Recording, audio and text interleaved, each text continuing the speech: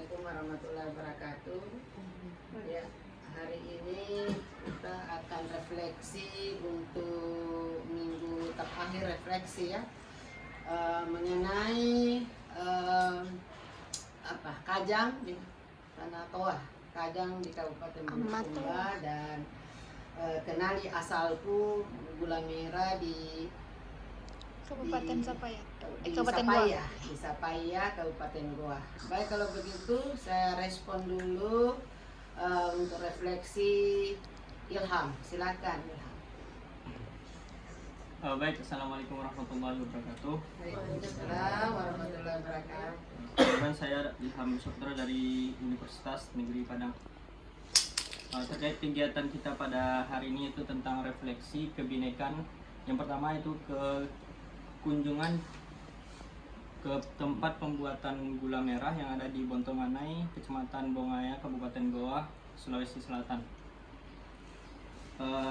Terkait dengan kegiatan tersebut, kita membutuhkan waktu kurang lebih 2 jam 30 menit dari Kota Makassar menuju ke tempat lokasi, dan dari tempat tersebut kita harus menempuh perjalanan kurang lebih 30 menit hingga sampai ke tempat pengolahan gula merah tersebut.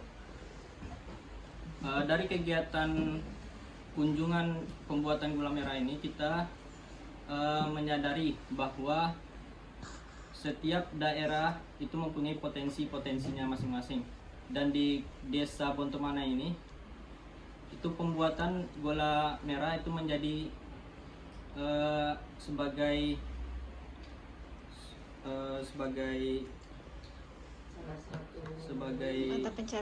mata pencarian masyarakat setempat.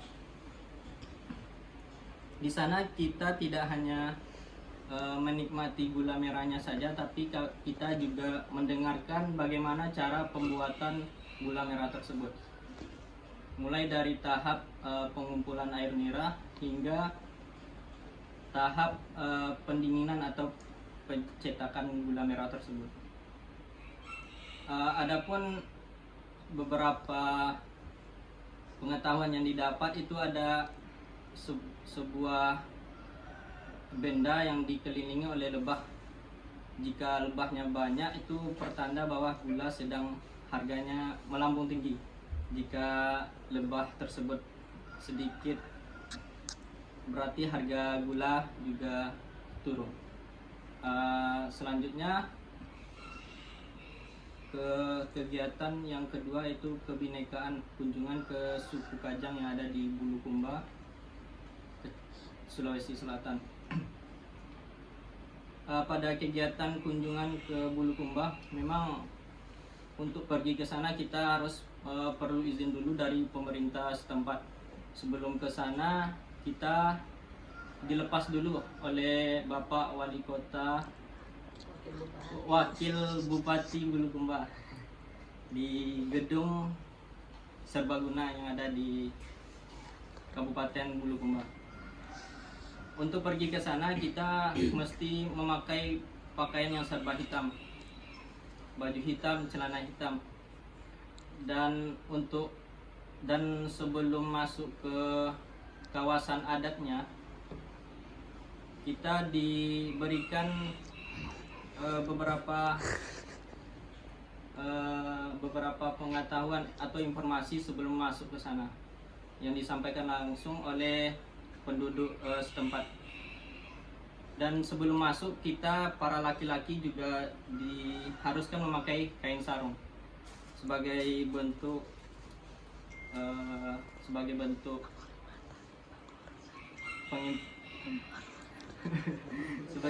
penghormatan sebelum menuju ke kawasan adat Tanah Toa tersebut.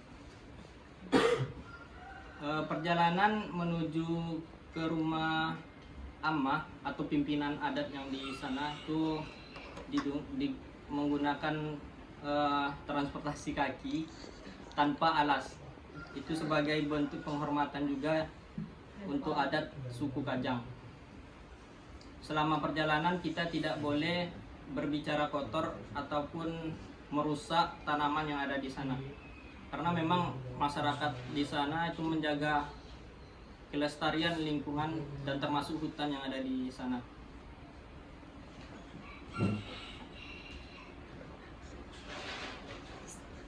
Mungkin hanya itu yang dapat disampaikan.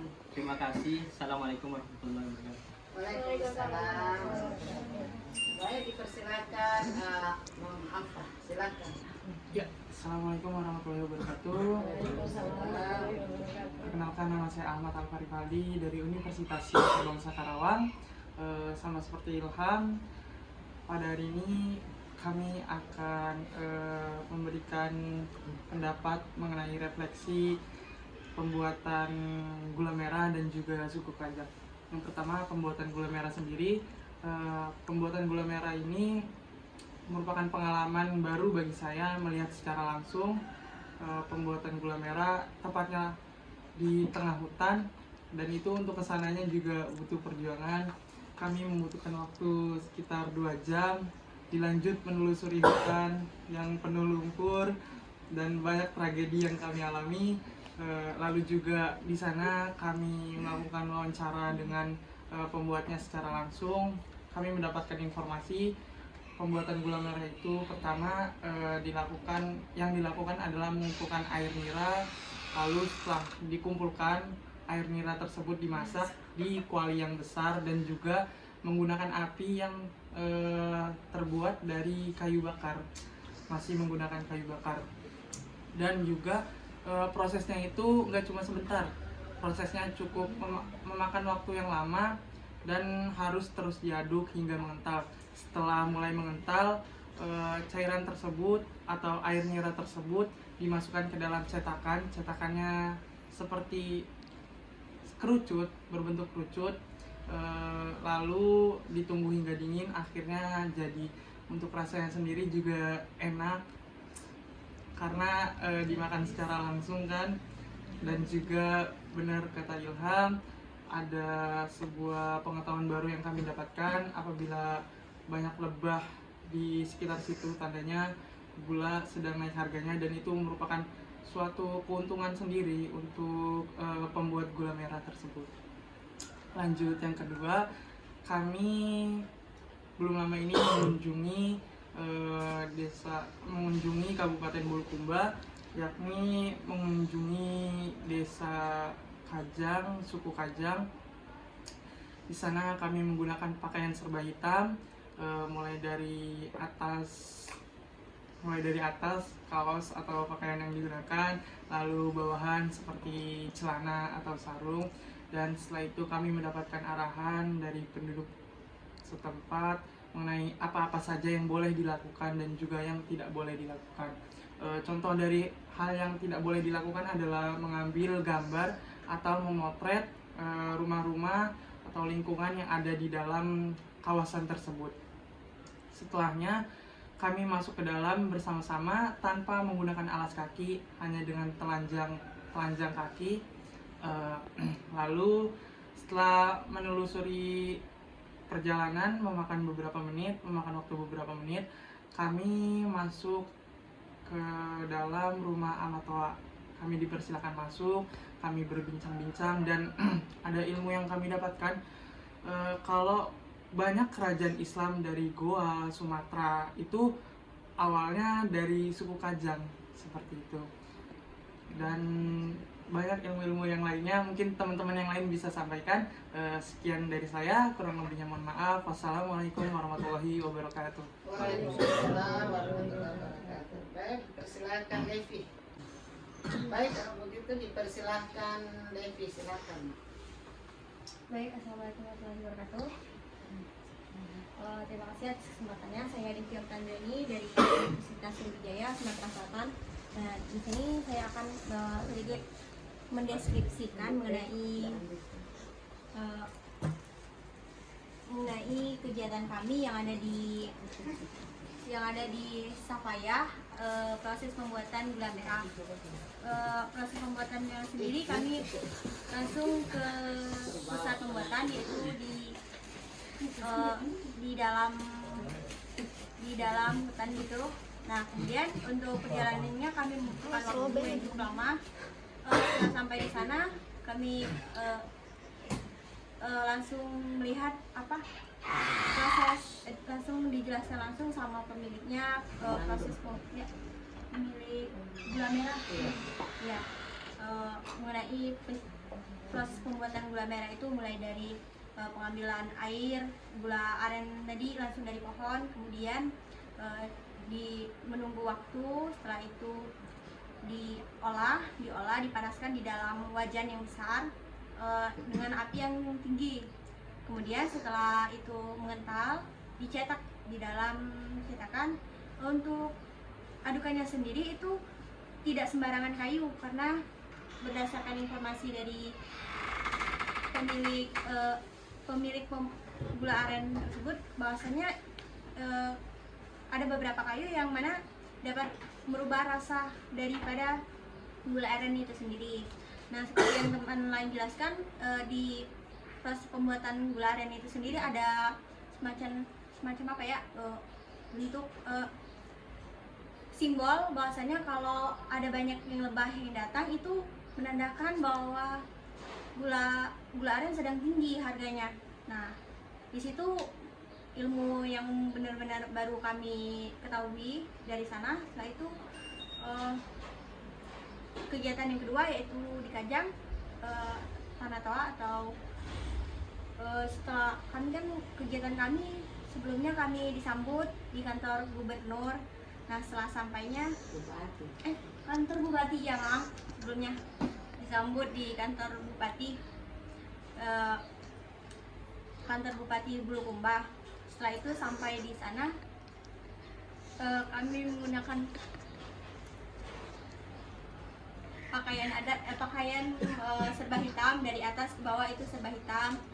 Setelah sampai di Kajang, kami dipandu sama tour guide lah untuk ke Kajang dalam. Diberitahu bahwasanya tidak menggunakan alas kaki. Terus di perjalanan kami itu bukan bertemu sih, lebih tepatnya kami tahu bahwasanya di sana ada yang namanya sumur jodoh. Nah, jadi beberapa teman juga ikut mencuci muka di sumur jodoh tersebut. Katanya sih biar didekatkan sama jodoh gitu. Nah, setelah sampai di tempat di rumah Ama, kami juga bersiraturahmi kan langsung, kemudian dijelaskan. Terus salah satu penjelasan yang sedikit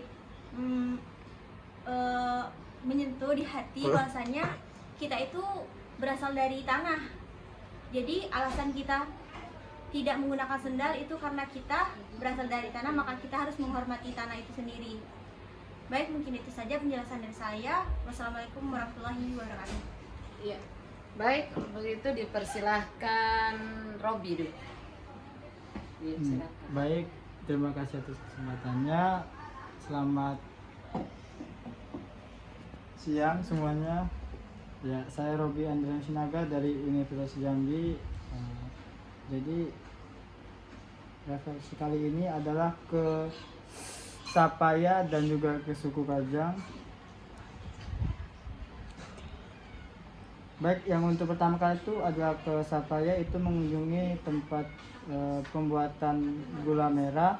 Dari yang sudah disampaikan oleh teman-teman sebelumnya, bahwa di sana untuk perjalanan ke sana itu makan waktu yang cukup lama, dan juga karena ini pertama kali mengunjungi tempat untuk membuat gula merah, jadi sangat berkesan sekali.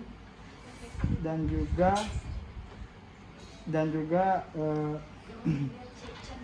sampai di sana pun walaupun tidak melihat secara langsung pembuatannya, tapi melihat tempat pembuatannya itu sendiri mungkin sangat berkesan sekali bagi saya. Dan juga dari apa yang sudah disampaikan oleh teman-teman sebelumnya, ada satu benda yang memang dikelilingi tawon, yang memang semakin banyak tawonnya semakin besar keuntungan dari penjualan dari gula merah itu sendiri. Dan yang untuk kedua adalah suku Kajang. pertama kali di sana disambut oleh wakil bupati. Perjalanan juga cukup jauh, dan juga untuk suku Kajang itu sendiri dari yang sudah teman-teman tadi jelaskan, kalau untuk ke sana harus memakai baju warna hitam, semuanya warna hitam, tidak boleh memakai alas kaki, dan juga banyak sekali aturan-aturan yang ada di sana. Mungkin dari saya hanya itu saja. Terima kasih atas itu. Selamat siang. Luar biasa apresiasinya Robi ya, dan dipersilahkan Nina. Iya, silahkan Nina. Terima kasih Bunda Kumia. Assalamualaikum warahmatullahi wabarakatuh. Waalaikumsalam. Di sini saya izin untuk refleksi ya teman-teman ya. Untuk refleksinya kemarin itu ada dua, yakni yang pertama adalah kenali asalku gula merah itu di Sapaya. Nah, untuk di Sapaya sendiri ini kami belajar mengenai bagaimana sih cara kita untuk membuat gula merah itu, terus prosedurnya seperti apa. Tadi beberapa teman-temanku juga sudah menjelaskan mengenai pembuatannya seperti apa, yaitu mulai dari pengambilan air yang untuk pembuatan gulanya itu, kemudian di air itu tuh pas ngambil tuh ada seperti kayu itu, nanti dimasukkan itu untuk menambah cita rasa dari gula merah tersebut gitu. Nah, terus tadi sudah dijelaskan prosedur seperti apa, kemudian dari air tersebut dimasak. Setelah dimasak disaring itu untuk menghilangkan kotoran-kotoran yang ada di bagian pembuatan gula merahnya. Nah, nanti ketika sudah selesai dibiarkan dimasak sampai mengental, lalu dicetak menggunakan cetakan yang seperti kerucut tadi sudah dijelaskan, dan itu didiamkan lalu dihinggapi lebah-lebah untuk menyimpan madunya agar terdapat ciri khas dari rasa gula merah tersebut. Nah, selain itu juga untuk satu tempat air yang ditampung itu, air nira itu, nanti di situ bisa terbuat sebanyak 5 ikat itu, 5 pasang gula merah untuk setiap tabungnya. Nah, terus untuk di pembuatan gula merah itu emang benar tadi yang dijelaskan sama teman-teman, membutuhkan tenaga yang lebih lagi untuk mencapai ke tempat dari pembuatan gula merah tersebut. Pas berangkat tuh kita bener-bener kayak anak petualang banget teman-teman ya, naiki gunung-gunung, lembah-lembah, pas pulangnya enak banget, jalannya lurus doang, itu kayak berasa dikerjain. Terus abis itu untuk yang kedua yaitu suku Kajang. Nah, di suku Kajang tadi teman-teman juga sudah menjelaskan mengenai pakaian atau dress code-nya itu harus hitam-hitam dan harus memakai sarung, dikhususkan untuk laki-laki itu ya. Kenapa harus memakai sarung? Karena itu merupakan ciri khas dari suku Kajang, dimana yang dipakai itu bukan hanya sarung yang dilipat saja, tetapi mulut, pikiran, pendengaran semuanya juga disarung.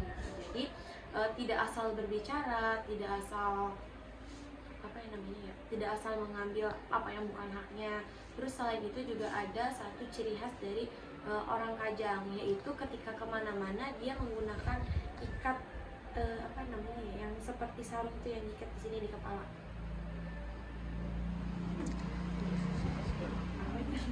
Yang seperti Sultan, yang nampaknya Sultan Hasanuddin. Iya benar, yang seperti Sultan Hasanuddin seperti itu. Itu ciri khas dari suku Kajang. Nah, terus pas kemarin juga pas ada tokoh inspiratif itu kan mengenai suku Kajang juga sudah dijelaskan bahwa mereka menggunakan sistem barter. Tapi ketika kita tanya ke sana, ya, jadi dari ditanya ke amak toanya itu apakah ada uang amak toa di sini, dan amak toa bilang di sini juga masih ada uang dan sama seperti yang lainnya, yaitu mata uangnya rupiah. Nah, ada beberapa di sana tuh ada menganut dua kayak hukumnya gitu. Jadi yang satu hukum negara, yang satu lagi hukum adat. Dimana hukum adat itu jika dua orang yang bukan mahramnya misalkan pacaran ketahuan, kemudian orang tua si ceweknya itu dari suku Kajang nggak menerima bahwa anaknya tersebut pacaran seperti itu. Nah, maka harus menikah dan diberi denda sebesar 12 real, dimana dalam 1 real itu jika dikurskan atau ditukarkan ke mata uang yang biasa ke rupiah itu sebesar 1 juta rupiah. Jadi denda dari adat tersebut yaitu 12 juta rupiah jika ada sepasang kekasih yang ketahuan di Kajang tersebut. Terus juga jika ada yang menggunakan pakaian selain hitam masuk ke Kajang, terus diketahui oleh masyarakat dalam Kajang tersebut, maka itu juga akan dikenakan hukum adat.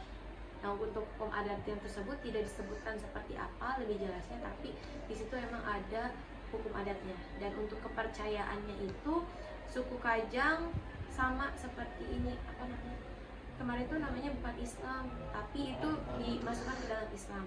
Terus di situ suku Kajang itu merasa bahwa dirinya selalu suci, mau siang, sore, malam seperti itu dia tetap suci. Nah, begitu suku Kajang juga ternyata masyarakatnya banyak yang keluar dari suku Kajang, maksudnya untuk belajar, menimba ilmu, terus untuk melakukan politik juga sama itu dari orang Kajang, tapi keluar dari suku Kajang itu. Begitu dia balik lagi ke suku Kajang, ke tempatnya tersebut, maka dia harus menggunakan hitam-hitam dan sederhana lagi gitu. Ketika di luar tanah Kajang tersebut mereka bisa mewah-mewah, tapi pas balik lagi, pas pulang lagi ke tempatnya, mereka kembali lagi seperti sederhana itu. Nah, terus untuk mata pencaharian dari suku Kajang itu sebenarnya banyak, apapun pencahariannya. Nah, dia tetap yang penting tuh bisa menafkahi istri dan anak-anaknya. Nah, ada juga keunikannya yaitu dari dapur. Dapur itu di depan kan kalau suku Kajang.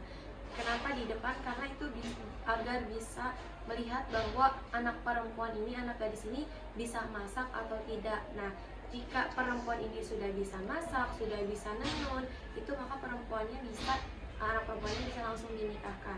Nah, untuk laki-laki itu seperti apa? Untuk laki-laki itu biasanya kalau dia sudah bisa mencari nafkah untuk memberi makan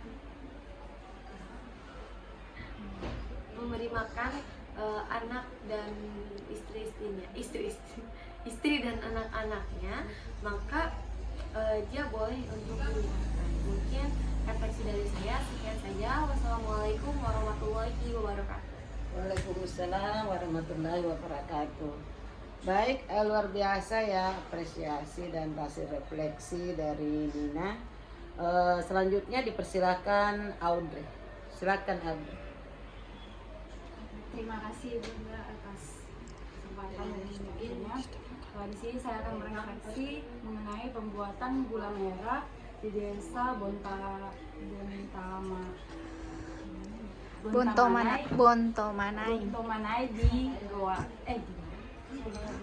di Goa daerah Sapaya.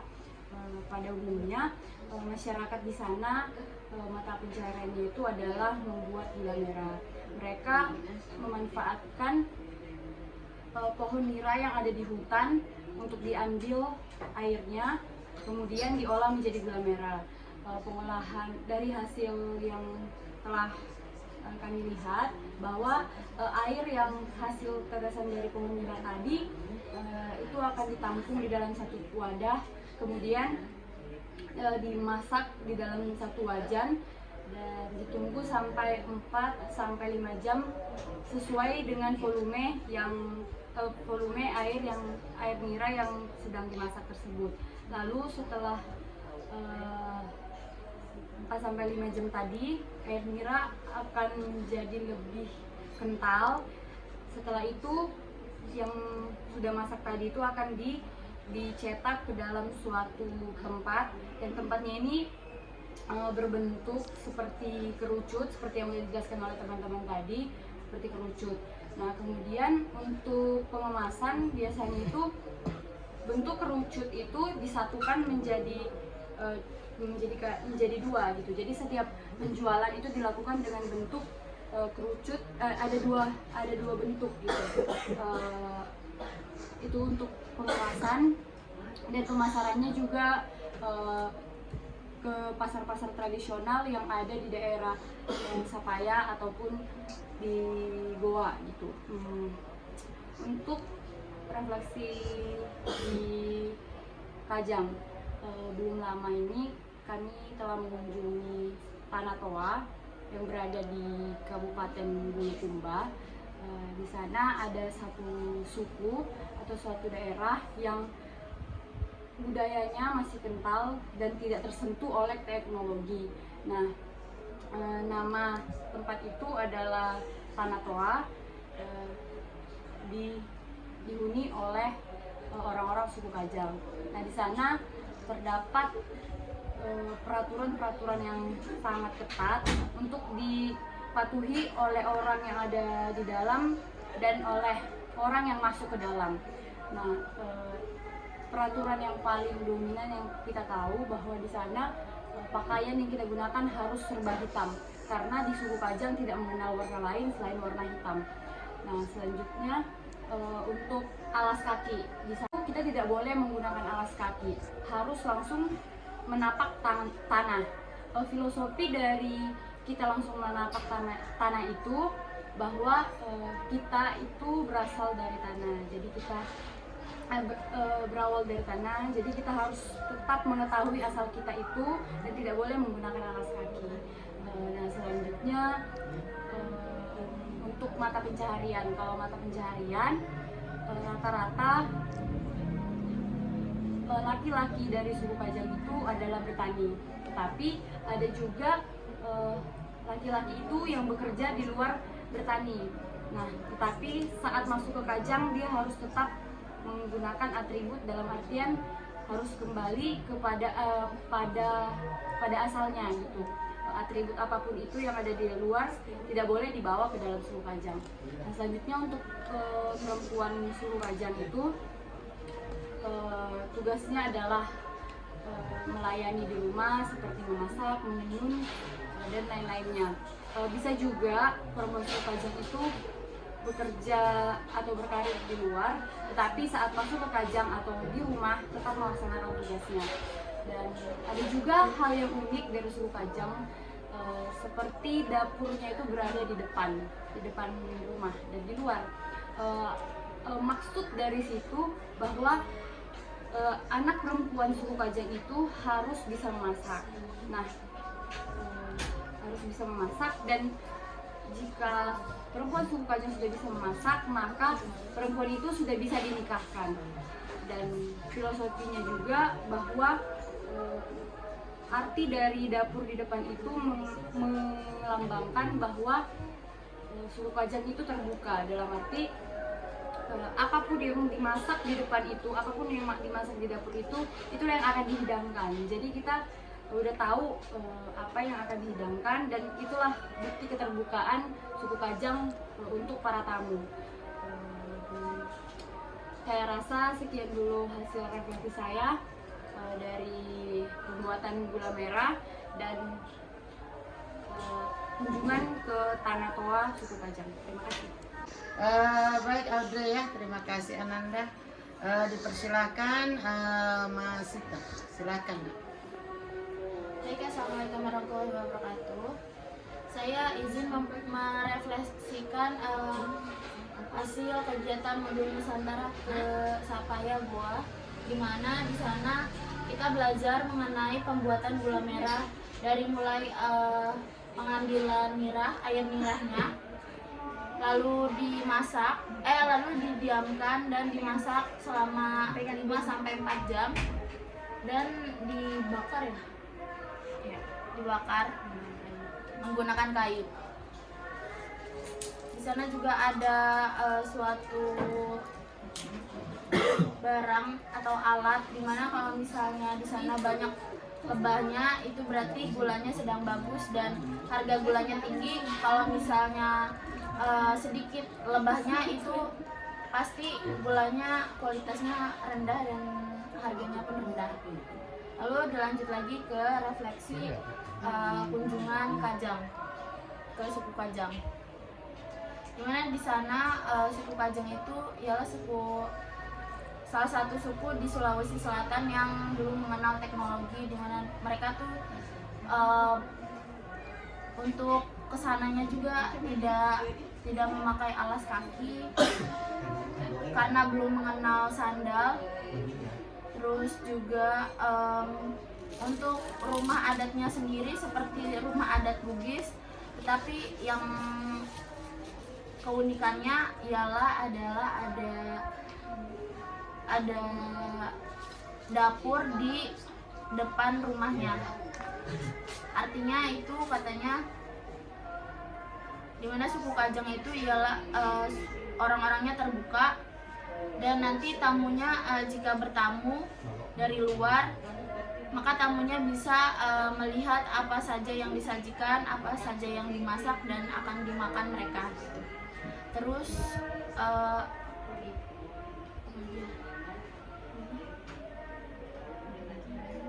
untuk mata pencahariannya itu ialah bertani, terus dan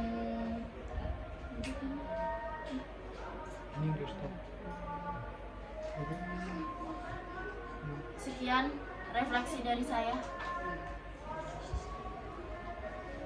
Terima kasih. Ya, terima kasih Mbak Sita ya, yang apresiasi dan hasil refleksi dari 2 kegiatan kebinekaan, yaitu Tanah Toa Kajang di Kabupaten Bulukumba dan Kenali Diriku, yaitu asal usul gula merah di lereng gunung di dalam hutan ya, di Sapaya Kabupaten Goa. Baik, kalau begitu hasil refleksi dari semua mahasiswa yang ikut modul Nusantara selesai, dan terima kasih. Fastabiqul khairat. Assalamualaikum warahmatullahi wabarakatuh. Iya.